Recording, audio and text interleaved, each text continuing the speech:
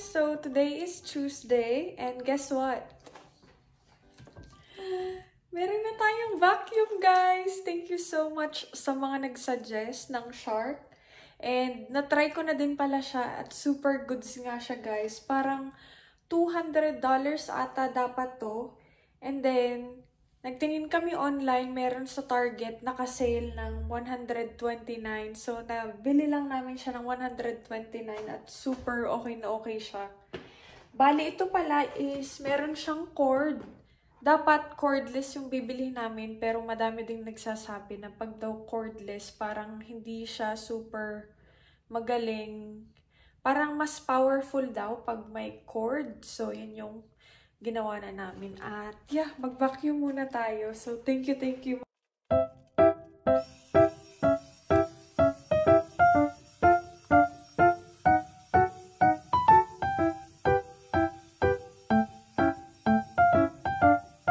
Ito palang vacuum namin, isang tawag is Shark Rocket Pet. So, dahil, ayan, ako kasi super din maglagas ng buhok ko. Ito, nakakaano din talaga siya ng mga buhok.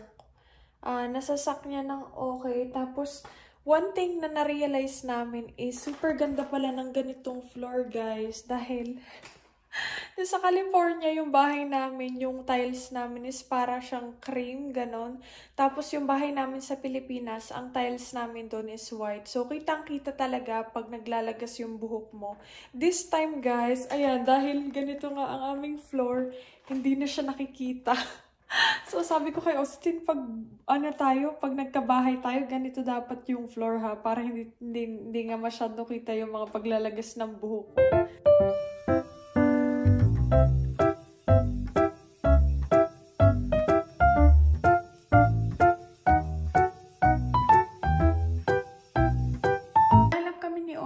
Ng bar stool dahil wala kaming enough space dito sa apartment para sa dining table at medyo may kamahalan nga din siya. Ayaw pa namin mag-invest sa mga ganon. Dahil ayun nga, eventually siguro lilipat na naman kami or who knows, we might really like it here na dito na kami for few years sa apartment. But ayun, wala nga din kaming enough space para mag-dining table. So, naghanap kami ni Austin ng bar stool.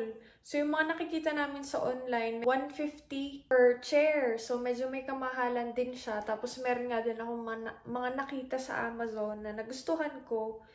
Pero, ayun, sabi ni Austin, medyo madumihin daw pag white na Sherpa. Yun kasi yung gusto ko dahil meron siyang black, pwede tayo mag-black. Pero dahil yung kitchen countertop ba tawag dito is black na din, sabi ni Austin, ibang color na lang. Dahil ayaw nga din ni Austin mag-wait, nagpunta kami sa mga furniture store. So, nagpunta kami ng Ashley, nagpunta kami ng Rooms to Go, nagpunta din kami ng IKEA pero wala kaming nahanap. At Home, tapos nagpunta nga din kami sa Furniture Row.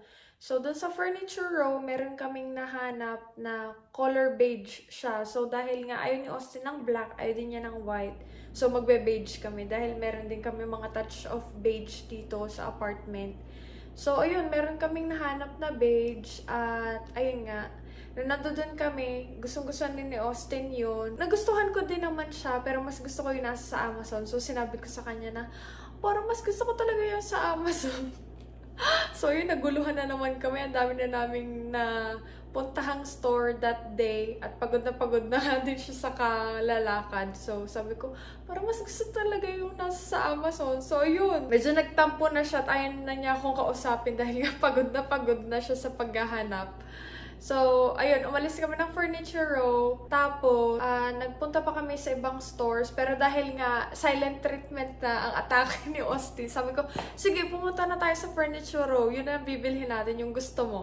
So, yun, nagpunta na din kami sa Furniture Row dahil si Austin, atat na ang gusto na magka-bar stool. So, yun ang ginawa namin.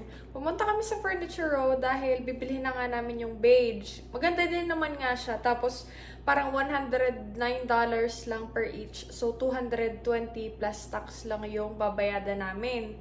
Medyo mura na yon dahil sa mga nakikita namin sa online at sa ibang stores, parang mga 200, 170, ganon.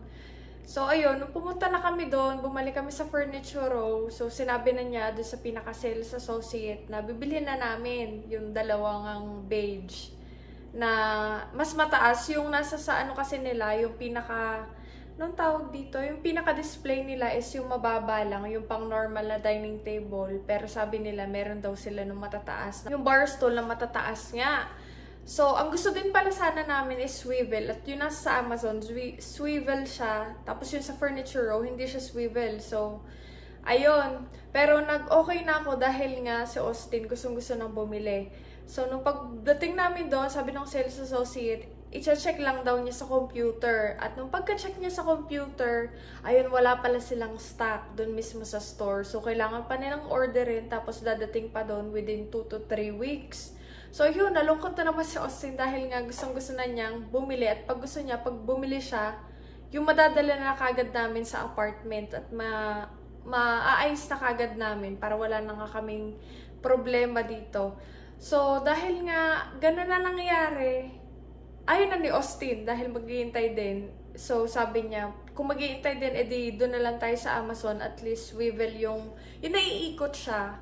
So, ayun, sabi ko, sige, magpunta na lang tayo sa Lowe's. Tingnan natin. Dahil last time, nagpunta kami sa Lowe's sa Oklahoma. Meron sila doon na bar stool. Hindi siya swivel, pero mura siya. Parang $179.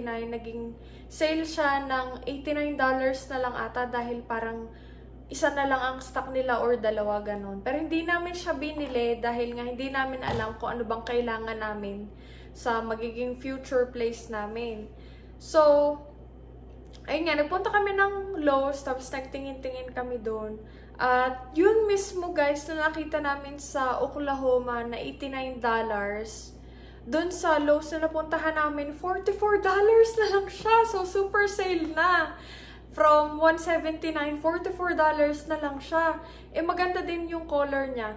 So, sabi ko kay Austin, ayan ang bilhin natin. Dahil maganda din naman yung color, tapos $44. Kahit hindi namin, super bet, yun na bibili namin dahil parang nga makamura din. So, yun, super tuwang-tuwa kami ni Austin. Tapos, papakita ko sa inyo dahil binili namin siya eh. Ito siya. So, ito siya guys. Ang ganda din, diba? for $44. Super sulit na din to. Tapos maano nga din siya, malambot, kaya maganda. Tapos na pag ano namin dito, dahil hindi kami sanay na may ganito nga, parang feeling namin ang taas pala. Ang taas nitong silya dito sa ano. Pero dahil nga mura, hindi na namin i-return. Pero ganyan siya guys. Ayan oh. Mataas ba yan? Ganyan ba dapat? Pero nakita kasi namin sa pinaka-picture ng box ng pinaglagyan nito, parang ganito nga din talaga. So, feeling namin talagang ganyan lang siya kataas dapat. So, yun, super tuwang-tuwa kami dahil napaka-good deal na nito. At kahit nga medyo mas mataas siya sa gusto namin is we will make it work dahil ang mura ng bili namin. So, yun din. Dun ko din napagtanto na parang ito din nagbibigay ng sign na hindi siya yung doon nga sa mga quotes na nakikita ko din na it's not a rejection, it is a redirection. So yun, dahil sa nangyari sa amin na to, bigla akong napaisip dahil meron akong nabasa na quote na when nothing goes according to plan, just go with the flow because sometimes plan changes for the best. So yun, dahil nga din sa quote na yun, medyo napaisip ako na, ayun, we never really plan to move dito sa Texas dahil nga our plan is sa ibang state, but then hindi nga siya nag-work out. So, ayun, end up, nandito din kami sa Texas. Pero if itatanong niyo ako kung worth it bang lumipat dito sa Texas, for us, super worth it niya guys. Super happy kami dito sa Texas. Tapos yung pinaka-weather pala namin dito guys, dahil sa Houston kasi at San Antonio area, super humid niya. Pero dahil nga nandito kami sa small city, medyo malapit na kami sa New Mexico, ang weather namin dito is very dry siya. Para siyang kung nasasan kami dati sa California, parang ganon yung weather dito. So, dry heat siya, hindi siya humid. Okay na okay kami dito. Super, hindi namin na-expect na super magugustuhan namin dito sa area na to. Dahil, before, meron na ding nakapag-offer kay Austin ng job dito sa city na to. Kaso hindi niya nga tinanggap dahil alam namin na medyo mahal yung cost of living dito dahil nga oil field siya. So, mostly yung mga tao dito is mga contractor, tapos taga-ibang lugar sila na nagwo-work lang dito, tapos magpa-fly sila kung nasan man sila, kung saan sila nakatira. Tapos, yung pansin din namin dito sa area na to, mostly mga trucks yung mga sasakyan dito. At yun nga din nangyari sa kotse namin dahil yung kotse namin medyo mababa siya dahil nga Toyota Corolla siya. Ayun, nung nagdadrive kami ni Austin, parang first week ata namin dito, nagdadrive kami ni Austin, hindi namin nakita na meron palang, hindi naman siya pothole, pero may sira yung daan. At ayun, inaayos nga yung daan. At hindi namin siya nakita. At ang nangyari, yung sasakyan namin, medyo lumapat siya sa ground. Yung pinaka, ano man tawag doon sa sira niya, yung pinaka-cover ng pinaka-engine or something, kung ano man yun. Tapos nagpunta nga kami sa Toyota para ipaayos yun. Hala namin $100 lang yung babayadan namin, pero sabi nila kailangan pa daw nilang orderin yung part at parang more than $400 ata yung sinisingil nila. So sabi ko, medyo na-shock ako. Tapos nung pagkari ako, nakita pala nung babae na taga Toyota. So sabi nila na pwede naman daw na hindi muna ipaayos yon if ayaw namin dahil nga medyo may kamahalan siya. So sabi ko kay Austin, pag-isipan muna namin dahil nga medyo may kamahalan siya at hindi naman masyado hindi masyado umuulan dito. Tapos ayun nga, dahil sabi ni Austin, ito yung parang pinaka-desert area ng Texas. So ayun, very dry lang dito. At ayun, feeling nga namin hindi pa naman namin kailangang orderin pa yung part. Siguro in the near future, but for now, it still works. Yun nga lang pinaka-cover yung nasira. So far, so good. Wala kaming ko-complain sa paglipat namin dito sa Texas because we really like it. Tapos yung vibe namin dito, siguro dahil na din yung sa apartment nga, very lively siya. Meron ako minsan mga nakikita ng mga bata, naglalaro lang sila dito sa, pagbukas mo kasi nitong pinaka parang front door namin, dahil ito parang back door ba to? Pero itong pinaka front door, Dahil ito, paglabas mo dito, makikita mo yung mga pool nga, tapos yung iba pang mga units. Ayun, merong mga batang mga naglalaro. For those of you who are planning na to move dito sa Texas or sa ibang state, just make sure na to do your research first. Dahil alam naman natin na each state has its own pros and cons. Tapos yung mga taxes nga din, dahil yung iba, dito kasi sa Texas, mataas yung property tax. Tapos parang dito sa area namin, kung nasan kami, parang mas mataas din yung sales tax kaysa doon sa area namin kung nasan kami sa California before. Dahil yung parang sa California namin before, parang 7 point something % lang yung sales tax. Dito kung nasan kami, parang 8% plus yung sales tax namin. Pero yung gas dito guys, mas mura siya. Almost half ata ng cost ng gas namin sa California before kasi compare dito. Dahil yung gas dito, parang naglalaro siya ng $2.50, $2.79 ganon. Tapos sa California before, parang umaabot siya ng almost $5 or more pa kung nasan kami before.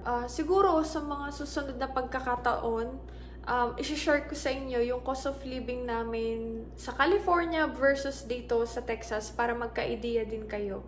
If ever man na kailangan nyong magdesisyon or gusto nyong lumipat sa ibang state, basta may advice ko lang sa inyo, wag magpadalos-dalos. If meron naman kayong choice to stay longer kung nasan kayo, ayun, just do your own research first. Mag-research kayo na mag-research kung ano ba yung mga pros, cons, tapos yung nga sa mga taxes, kung ano ba yung super makaka-apekto sa inyo. But, ayun, so far, we really like it here sa Texas. If meron ba kaming balak bumalik sa California in the future, who knows, diba? We're still open to that. But for now, dito kami sa Texas. Tapos if ever man na yung sa work ni Austin, merong magka-opportunity na maganda sa California, we would really love to go back. Pero ayun, ang mahal nga din na ng mga houses sa California. So, yung bahay namin before, hindi na namin siya afford ngayon, guys. Dahil nabili namin yung bahay namin sa California before nung COVID time siya. So, yung mga interest rate, medyo mababa yun. But who knows, diba? Siguro pag meron na din ako magandang trabaho na medyo ka-level na ako ni Austin, we're still open to that. But for now, we're really happy dito sa Texas. At baka in the future, dito na din kami if ever man na yung opportunities is nandito. So, ayun, kung nasan yung opportunities, nandoon kami. So, kung saan man kami dalhin ng trabaho ni Austin or trabaho namin ni Austin, doon kami muna dahil kailangan mag-ipon. So, I think that's it for today's video, guys. Thank you so much for watching. See you on our next one. Bye-bye!